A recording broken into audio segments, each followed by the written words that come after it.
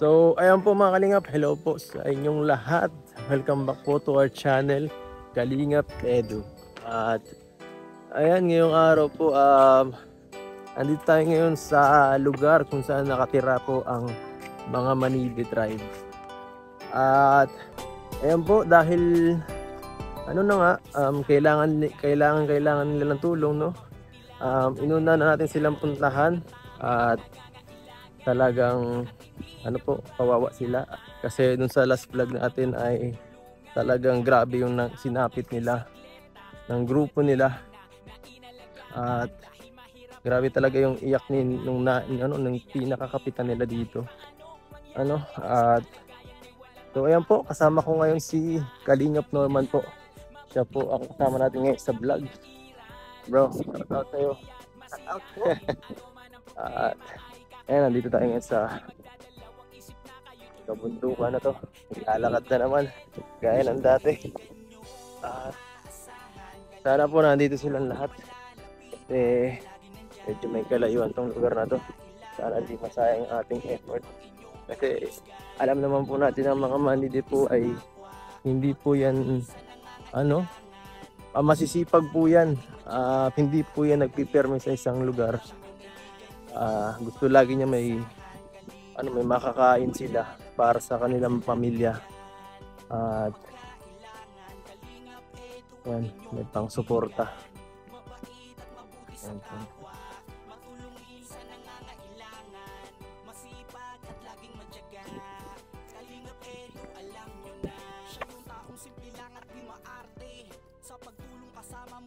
So dito yung ano nila, narinig na ako.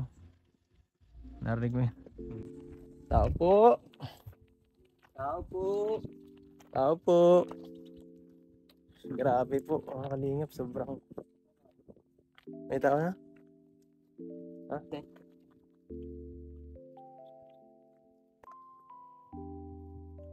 Tingnan po natin, ba't parang ang tahimik dito masyado? Wala ka kapito. Tao po! Bakit parang hindi mo nakabukas yung pinto? Hindi. Wala talagang pintuan yan. Wala talagang pinto?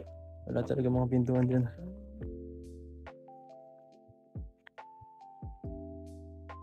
Sa lugar na to walang tao.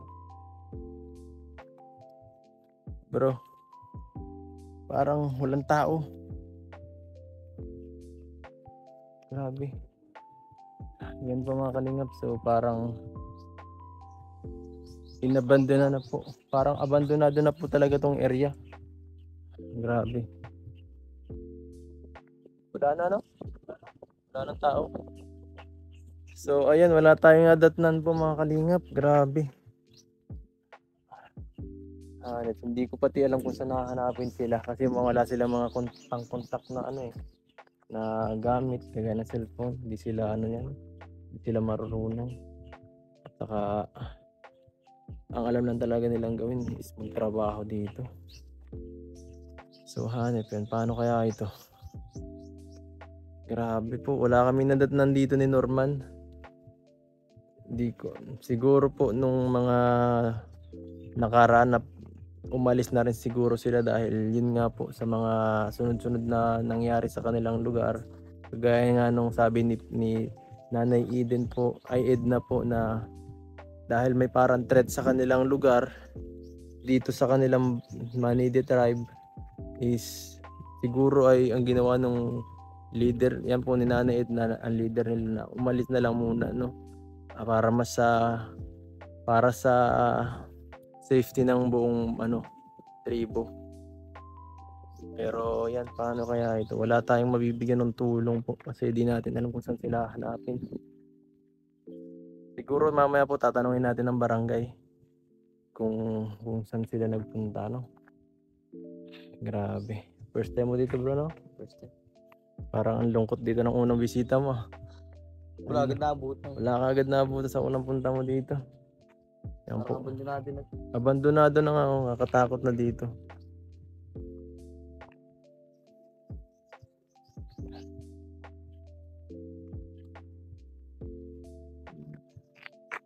Grabe. Ganda ng bahay nila. Hindi ko. Magaganda ang bahay dito, bro. Simple lang pati ang pagkaka-style. Kaso nga lang, yun nga. Parang ano din, napabayaan na, wala nang tumitira. Wala kasi mga gamit yun. Kaya nga ano, ang huling bisita ko dito po ay mga 2 weeks na. 2 weeks ago na. Ito nga sana, gagawin tong panibagong bahay. Kaya nga lang, dahil nga sa may mga nangyari, na ano, sabi ni Nanay Edna, yung anak niya is napahamak na inano nung may dumayo daw dito na ano, na isang tagalabas at parang nag-amok daw at nakainom tapos pumunta dito sa lugar niya. Yun daw yung sanhi kung bakit nawala yung anak niya na mayapa na. At may kasama pa yung dalawa silang nawala. At mukhang ito po yung labi. Papakita ko po sa inyo. Mukhang ito po yung labi nung ano. Ito po yung labi. Dalawa yung isa, dalawa. Kawawa naman talaga. Grabe. Grabe dito guys. Yung labi nung ano. Grabe yung mga kami na. Ay, grabe. Tao rin yung pagkay parang ano lang sa iba na. Parang wala lang. Kasi minsan yung mga kagaya nila talaga bro, parang ano lang, ang tingin ng iba mababang klaseng na tao na hindi masyado importante. Pero ang buhay ay buhay pa rin kahit anong mangyari. At pag nawala yan, nako, Hindi na may babalik. hindi na mababalik. Kagaya nito po ano. Grabe talaga. Man sila dito. Yun nga, naisip ko baka dahil nga dun sa pagiging hindi safe ng lugar, baka nagpunta sila sa ibang lugar. Malis na dito. Saka, Hindi magandang para sa kanila. hindi maganda yung pag-alis na. Nangyari nito. Kaya mabuti ang siguro kung gano'n na naisip nito. Tara, siguro tanungin natin muna ang barangay para sigurado. Baka umalis sila, no? Baka naandyan lang siguro. May mga tao. Manidi to, alam ko. Hintay-hintay nga to. Manidi yan. Titingnan natin bro. Papunta dito. Hello. Nasaan po yung kasama nyo? Parito po kayo. Nasaan yung mga kasama nyo? Bakit walang tao dito? Sino? Si Nanay Edna. Nasa ulingan. Bakit ubos ang tao dito, Nini? Saan sila pumurunta? Tara doon. Nandito pala po yung mga bata dito naiwan. Parito ka, Ni. Si ano to? Si Bibilin. Ay, hindi. Si Bibilin ka, hindi ano? Saan? Nandito pa po. Walang tao eh. Hindi pa, nandito po. Nasaan si Nanay Edna? Ito talaga.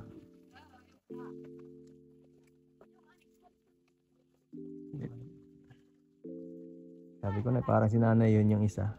Tama nga ako. Ito si Baby Lynn. Walang lalaki. Walang babae. Kasi ang ano bro, dito pag lalaki ka, obligado kang magtrabaho.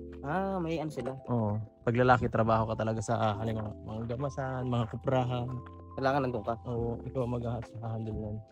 Pag babae ka naman, pwedeng kaingin lang ang asikasuhin nyo. Gagamas lang kayo. Ganun pa lang. Ubad. Yan, kamusta po kayo dito? Dito ka muna, huwag ka muna mahiya. Yan, kumusta po kayo? Naalala nyo pa ako? Opo. Sino ako? Ay grabe, makahula, may 500.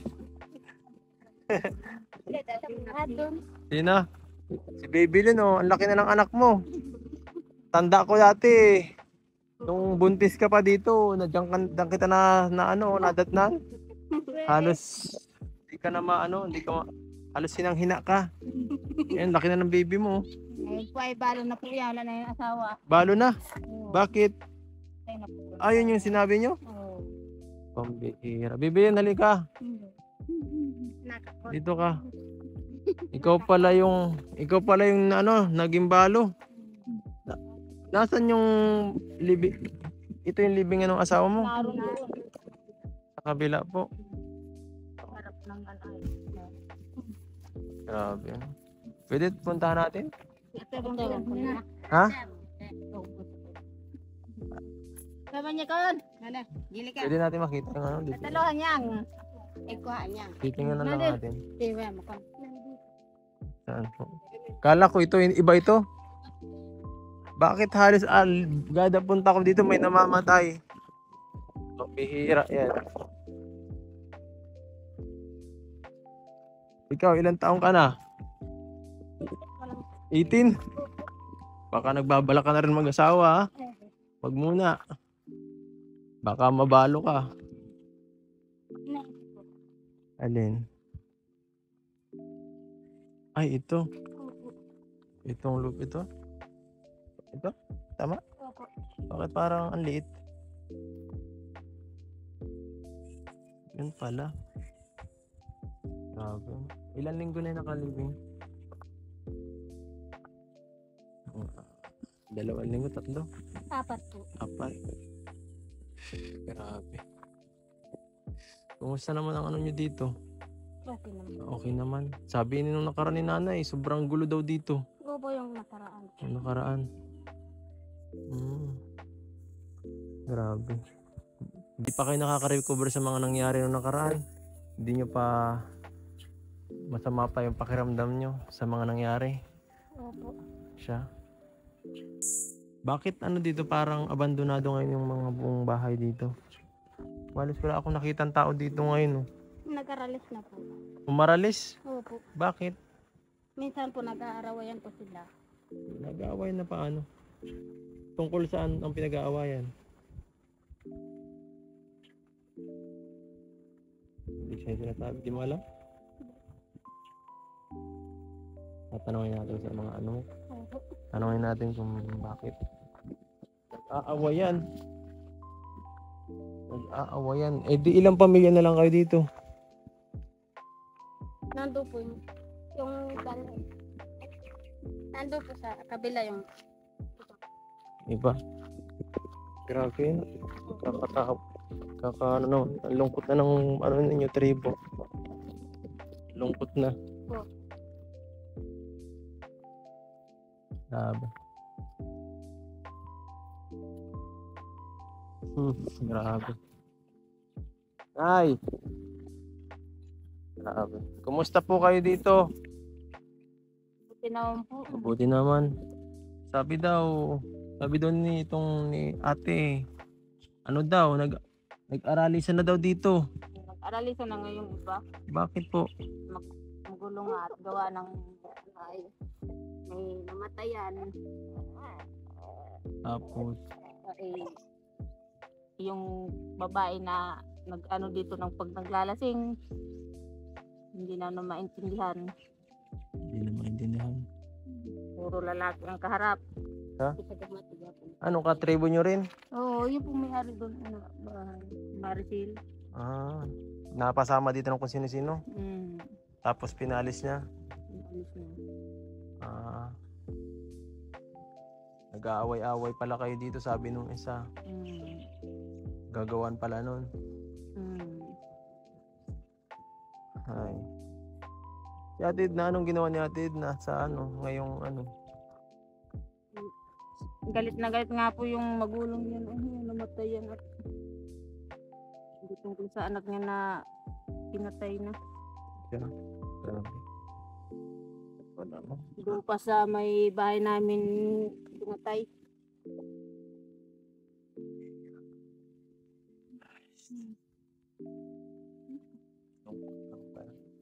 Ang lungkot na po ng lugar na inyo dito. Malungkot na nga po at kakunti na.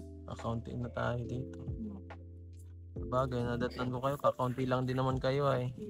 Mga ilang grupo lang kayo dati, mga 7 yata. 7 pamilya, ay wala pa nga eh, mga 5 lang. Yung iba nandun sa bundok at naghahanap ng kulot.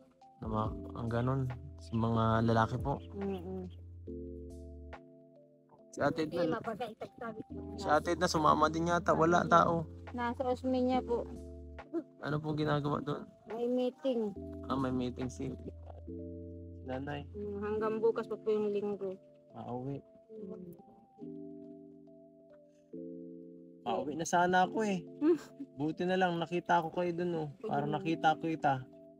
Napansin ko yung sa ano mo, yung straight mong buhok. Ito lang bro, ang straight ang buhok dito. Napansin ko medyo maputi siya. Medyo maputi siya ano. Ayaw kagaya natin lang yung sinanay na ano. Lahi. Pero dito siya nakisama. Ibang klase ano. Kakaiba. Pero balo ka na rin na yan no? Hindi. Ay hindi, may asawa ka pa. May tuloy ang asawa ko at nakukupra. Akala ko balo ka. Lagi wala yung asawa mo eh. Nako. Ay. Grabe. Sayawan dito sa Sabado ay. Sayawan bro, sayawan daw bro Sabado. Masayaw tayo niya. Masayaw tayo niyan talaga. Sayaw na po itong kasama ko. Ayan. Ayan, nakita mo yan bro? Pag nakita niyo po yung ganong klaseng sayaw, pag may nakita kayong ganong klaseng sayaw, siya lang yun.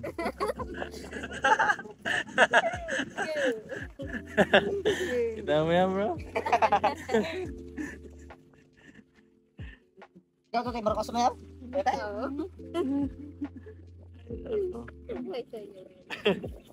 Ayan po, pinasayaw lang kayo ni Norman. Pinasaya lang kayo. So paano yan? May bibigay pa naman sana ako sa inyong ano. Kanino ko ito ibibigay? Itong... May dala naman ako dyan bigas. Ilalapag ko na lang yun doon. Paano yan? Sino magbabantay doon? Mayroon po maano po yun. Sino masama sa amin pumunta doon? May bibigay kami ngayon eh. Bantayin nyo na lang doon, pabuhat nyo na lang. Opo. Hindi po kasi ako pwede magbuhat. Oo. Di pwede si Norman. Bawal yan. Sino pwede sumama sa akin muna? Yung anak ko na isa. Yung isa, yung... Pabuhat nyo na lang po sa mga asawa nyo pagdating. Oo. Bantayan nyo na lang po doon. Baka mawala. Sayang. Bahala. Ito, maibibigay rin tayo, no? Si Nanay Edna. Sa inyo ko na lang po nanay mo na ibibigay yung yung pera. Ito yung natira dun sa pera na na pinambili ko ng grocery, may 2,000 pa po. Tapos ipapakuha na lang na lang namin dun sa Salamat po. Kami po.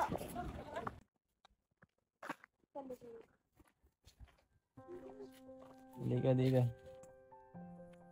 Yun na. Ang bibigay ko sa iyo ay bagong asawa. Si Romel! Di, joke lang pa rito ka. Paula Pilino. So, ayan po. So, ito na yun ha. Mga dala natin. Plus yung pera natin binigay sa inyo. Lahat-lahat yan na natin. Regalo sa inyo. Galing kay Galing kay Sir Will. Ay, kay Sir Will galing. Oo. Grabe. Balipit talaga sa So, Nina, anong masasabi mo sa mga binigay nating biyaya para sa inyong tribo? Huwag mo tatagain ha. Pasalamat ka lang. Pasalamat ka kay Sir Winnie. Salamat po. Salamat po. Ba't ka nahiya? Meron ka ba ditong may crush ka dito sa na to? Sa grupo na to? Itong dancer natin. Ito ano yun? Lumalayo na. So, ayan po mga kalingap at naibigay na natin yung tulong galing kay Sir Winnie. Thank you so much po sa inyong tulong para sa kanilang tribo. Malaking tulong po yun. At ayan, sa lahat po na nanonood, please like, share, and subscribe po. At ganoon na rin kala Kuya Balated na vlogs at Kalingap Prank. So hanggang dito na lang po ulit mga Kalingap. Hanggang susunod. Paalam.